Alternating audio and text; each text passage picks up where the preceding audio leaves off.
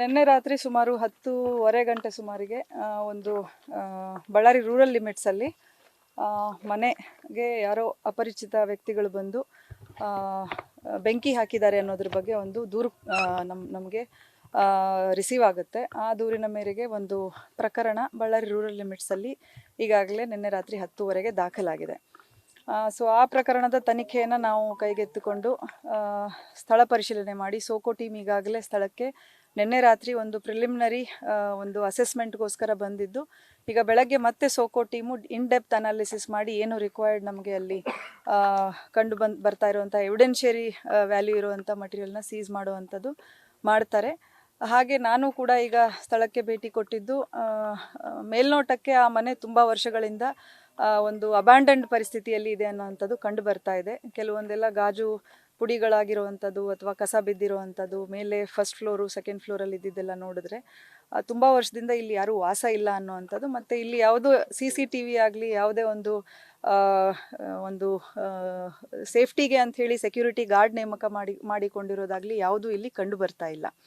So ಈ ಒಂದು ಏನು ಪ್ರಾಪರ್ಟಿ ಇದೆ, ತಮಗೆಲ್ಲ ತಿಳಿದಂತೆ G² ಅಂತ ಒಂದು ಲೇಔಟದು ಮಾಡೆಲ್ ಹೌಸ್, ಇಲ್ಲಿ ಯಾರೂ ವಾಸ ಇರ್ತಾ ಇಲ್ಲ. ಇದು ಒಬ್ಬರು ಎಲೆಕ್ಟೆಡ್ ರೆಪ್ರೆಸೆಂಟೇಟಿವ್ ಅವರಿಗೆ ಸಂಬಂಧಪಟ್ಟಂಥದ್ದು, ನಮಗೆ ತಿಳಿದಂತೆ ಜನಾರ್ದನ್ ರೆಡ್ಡಿ ಅವರ ಫ್ಯಾಮಿಲಿಗೆ ಸಂಬಂಧಪಟ್ಟಂಥದ್ದು ಅಂತ ದೂರಿನಲ್ಲಿ ಈಗಾಗಲೇ ತಿಳಿಸಿದ್ದಾರೆ.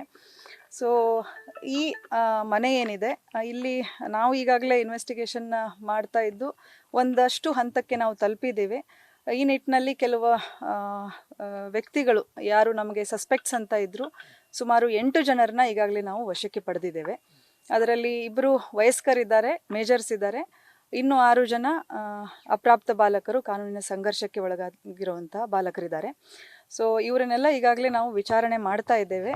ವಿಚಾರಣೆಯಿಂದ ಪ್ರಿಲಿಮಿನರಿ ವಿಚಾರಣೆಯಿಂದ ಪ್ರೈಮಾ ಫೇಸಿ ನಮಗೆ ತಿಳಿದು ಬರ್ತಾ ಇರುವಂಥದ್ದು ಏನಂದರೆ, ಇವರೆಲ್ಲರೂ ಇಲ್ಲಿ ಒಂದು ರೀಲ್ಸ್ ಮಾಡ್ಕೊಳ್ಳೋ ಅಂಥದ್ದು ಮತ್ತು ಫೋಟೋಶೂಟ್ ಮಾಡ್ಕೊಳ್ಳೋ ಅಂಥದ್ದು, ಈ ಒಂದು ಕಾರಣಕ್ಕೆ ಈ ಮನೆಗೆ ಆಗಾಗ ಭೇಟಿ ಕೊಡ್ತಾ ಇದ್ದಂಥದ್ದು ಮತ್ತು ತುಂಬ ಜನ ಹುಡುಗರು ಆವಾಗವಾಗ ಬರ್ತಾ ಇದ್ರು ಅಂತ ಒಂದು ವಿಷಯ ನಮ್ಮ ಗಮನಕ್ಕೆ ಬಂದಿದೆ. ಸೊ ಫೋಟೋಸ್ ತೆಕ್ಕೊಳ್ಳೋಕ್ಕೆ ಅವರು ಫಸ್ಟ್ ಫ್ಲೋರು ಮೇಲೆ ಟೆರೆಸು ಅಲ್ಲೆಲ್ಲ ಹೋಗಿ ಸನ್ಸೆಟ್ ಫೋಟೋಸ್ ತೆಕ್ಕೊಳ್ಳೋ ಅಂಥದ್ದು ಮಾಡಿದ್ದಾರೆ. ಇವನ್ನ ನಾವು ಕೆಲವೊಂದು ಅವರ ಮೊಬೈಲಲ್ಲಿ ನಾವು ಪರಿಶೀಲನೆಯಿಂದ ತಿಳಿದು ಬಂದಿರೋ ಅಂಥದ್ದು. ಹಾಗೆ ಗೊತ್ತಿಲ್ಲದೆ ಅಲ್ಲಿ ನಾವು ನೋಡಿದಾಗ ಸುಮಾರು ಸಿಗರೆಟ್ ಬಡ್ಸು ಮತ್ತು ಕೆಲವೊಂದು ಬೆಂಕಿ ಪೊಟ್ಣಗಳು ಅಲ್ಲಿ ಎಲ್ಲ ಅಲ್ಲಲ್ಲೇ ಬಿದ್ದಿರೋ ಅಂಥದ್ದಿದೆ. ಸೊ ಅಲ್ಲೇ ಬಿದ್ದಿರೋವಂಥ ಬೆಂಕಿ ಪೊಟ್ಣ ಒಂದು ಅಪ್ರಾಪ್ತ ಬಾಲಕ, ಅದರಲ್ಲಿ ಗೊತ್ತಿಲ್ಲದೇನೆ ಅಲ್ಲಿ ಏನೋ ಒಂದು ವಸ್ತುವಿಗೆ ತಾಕ್ಸಿರೋ ಅಂಥದ್ದು, ಆಟ ಆಡ್ತಾ ಆಗಿರುವಂಥದ್ದು ಮೇಲ್ನೋಟಕ್ಕೆ ಕಂಡು ಬರ್ತಾ ಇದೆ. ಸೊ ಅದು ನಂತರ ಕಂಟ್ರೋಲ್ಗೆ ಸಿಗದೆ ಅದು ಎಲ್ಲ ಕಡೆ ಇದ್ದಂತಹ ವಸ್ತುಗಳಿಗೆ ಸ್ಕ್ಯಾಟರ್ ಆಗಿ ದೊಡ್ಡ ಪ್ರಮಾಣದಲ್ಲಿ ಬೆಂಕಿ ತಾಗಿರುವಂಥದ್ದು ಆಗಿರ್ಬೋದು. ಬಟ್ ಇನ್ನೂ ಇದರಲ್ಲಿ ನಾವು ಇನ್ನೂ ಡೆಪ್ತ್ ಅನಾಲಿಸಿಸ್ ಮಾಡ್ತೇವೆ, ಇನ್ನೂ ಟೆಕ್ನಿಕಲ್ ಡೀಟೇಲ್ಸ್ ತಗೊಳ್ಳೋ ಅಂಥದ್ದಿದೆ. ಹೆಚ್ಚಿನ ವಿಷಯ ಸಂಗ್ರಹಣೆ ಮಾಡಿ ಮುಂದಿನ ನಮ್ಮ ಒಂದು ಇನ್ವೆಸ್ಟಿಗೇಷನ್ನ ಕಂಟಿನ್ಯೂ ಮಾಡ್ತೀವಿ. ಕೆಲವರು ಅದರಲ್ಲಿ ಸ್ಟೂಡೆಂಟ್ಸ್ ಇದ್ದಾರೆ, ಒಂದಷ್ಟು ಜನ ಸ್ಕೂಲ್ ಡ್ರಾಪ್ ಔಟ್ ಇದ್ದಾರೆ, ಕೆಲವರು ಚಿಕ್ಕ ಪುಟ್ಟ ಕೆಲಸಗಳನ್ನ ಕೂಲಿ ಕೆಲಸ ಆ ಥರದ್ದು ಮಾಡಿಕೊಂಡು ಫ್ಯಾನ್ಸಿ ಸ್ಟೋರಲ್ಲಿ ಕೆಲಸ ಮಾಡಿಕೊಂಡು ಆ ಥರ ಮಾಡ್ಕೊಂಡಿರುವಂಥವ್ರು ಇದ್ದಾರೆ. ಅದರಲ್ಲಿ ಒಂದಿಬ್ಬರು ಬೇರೆ ಕಡೆಯಿಂದ ಮುಂಬೈಯಿಂದ ಬಂದಿರೋವಂಥ 2 ಇದ್ದಾರೆ. ಅವರು ಇಲ್ಲಿ ರಿಲೇಟಿವ್ಸ್ ಮನೆಗೆ ಅಂತ ವಿಸಿಟ್ ಮಾಡಿ ಇಲ್ಲಿ ಬಂದು ಈ ಫೋಟೋಸ್ ತೆಕ್ಕೊಳ್ಬೇಕು ಅಂತ ಅವ್ರ ಜೊತೆಗೆ ಬಂದಿರೋವಂಥವ್ರು ಇದ್ದಾರೆ. ಈ ಜಾಗದವ್ರಿಗೆ ಮಾಹಿತಿ ಕೂಡ ಇಲ್ಲ.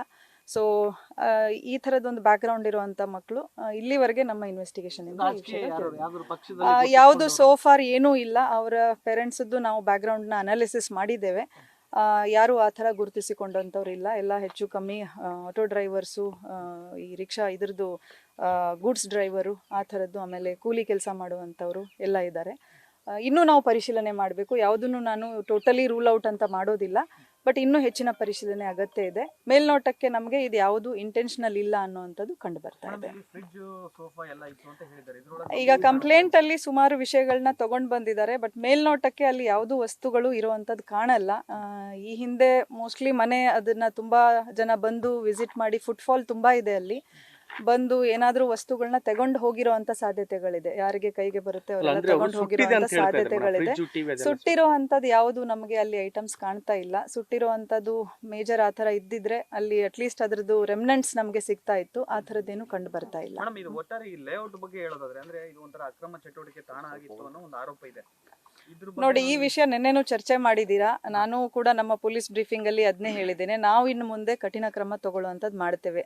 ಬಳ್ಳಾರಿ ಸಿಟಿ ಔಟ್ಸ್ಕರ್ಟ್ಸ್ ಅಲ್ಲಿ ತುಂಬಾ ಲೇಔಟ್ಗಳಿದೆ, ಅಲ್ಲಲ್ಲಿ ಅಕ್ರಮ ಚಟುವಟಿಕೆಗಳು ನಡೀತಾ ಇದೆ ಅಂತ ಹೇಳ್ಬಿಟ್ಟು ನನಗೂ ಕೂಡ ಮಾಹಿತಿ ಬರ್ತಾ ಇದೆ.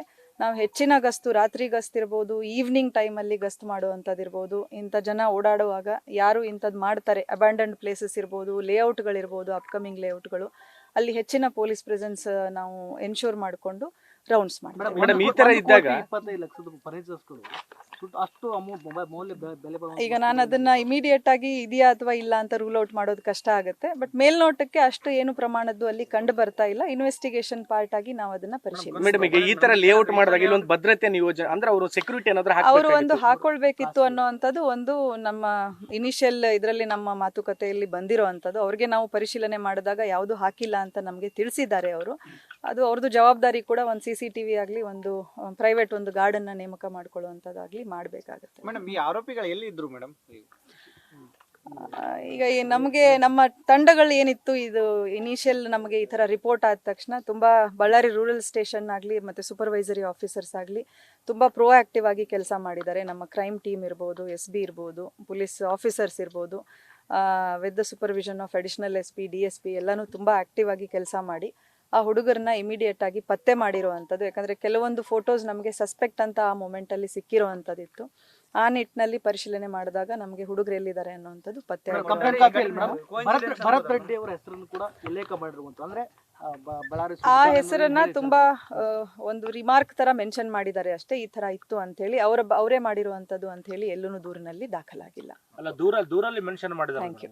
ದೂರಲ್ಲಿ ಅಪರಿಚಿತರು ಅಂತಾನೆ ಇದೆ, ಅದು ಕೆಳಗಡೆ ಒಂದು ರಿಮಾರ್ಕ್ ತರ ಕೊಟ್ಟಿದ್ದಾರೆ. ಈ ತರ ಹೇಳಿಕೆ ಕೊಟ್ಟಿದ್ರು, ಅದನ್ನು ಪರಿಶೀಲಿಸಿ ಅಂತ ಹೇಳಿಕೆ. ಮೇಡಮ್, ಈ ಹಿಂದೆ ನಡೆದ ಗಲಭೆಯಲ್ಲಿ ಓರ್ವ ಯುವಕ ಭಾಗಿಯಾಗಿದ್ದ, ಸೊ ಆತನ ಇಲ್ಲಿಗೆ ಬಂದು ಬೆಂಕಿ ಹಚ್ಚಿದ್ದ ಅಂತ ಹೇಳಿ ಅದೇ ಫೋಟೋ ಥರದ್ದೇನು ಕಂಡು ಬಂದಿಲ್ಲ ನಮಗೆ. ಅದು ಬಟ್ ಅವ್ರದ್ದು ಬ್ಯಾಕ್ ಗ್ರೌಂಡ್ ಇನ್ನೂ ಏನಿದೆ, ನಾವು ಈಗ ಹೇಳಿದ್ನಲ್ಲ, ಟೆಕ್ನಿಕಲ್ ಅನಾಲಿಸಿಸ್ ನಡೀತಾ ಇದೆ. ಸುಮಾರು ವಿಷಯಗಳನ್ನ ನಾವು ಇನ್ನೂ ಪರಿಶೀಲನೆ ಮಾಡಬೇಕಾಗಿದೆ. ಅವ್ರ ಬ್ಯಾಕ್ ಗ್ರೌಂಡ್ ಏನಿದೆ ಅನ್ನುವಂಥದ್ದು ಪರಿಶೀಲನೆ ಮಾಡಬೇಕು. ಅದು ಇನ್ವೆಸ್ಟಿಗೇಷನ್ ಅಲ್ಲಿ ಹಂತ ಹಂತವಾಗಿ ಗೊತ್ತಾಗುವಂತ. Thank you madam. Thank you.